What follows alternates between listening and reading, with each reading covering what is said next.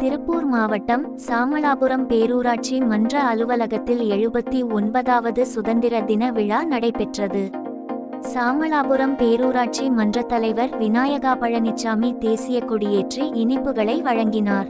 இந்த நிகழ்ச்சியில் சாமளாபுரம் பேரூராட்சி மன்ற துணைத் தலைவர் குட்டிவரதராஜன், சாமளாபுரம் பேரூராட்சி செயல் அலுவலர் சிவகுமார், சாமளாபுரம் பேரூராட்சி இளநிலை உதவியாளர் அறிவழகன், சாமளாபுரம் பேரூராட்சி 2வது வார்டு கவுன்சிலர் பட்டீஸ்வரன், 4வது வார்டு கவுன்சிலர் மைதிலிபிரபு, 13வது வார்டு கவுன்சிலர் பெரியசாமி மற்றும் சாமளாபுரம் பேரூராட்சி மன்ற கவுன்சிலர்கள், சாமளாபுரம் பேரூராட்சி பணியாளர்கள், தூய்மை பணியாளர்கள் உள்பட பலர் கலந்து கொண்டனர்.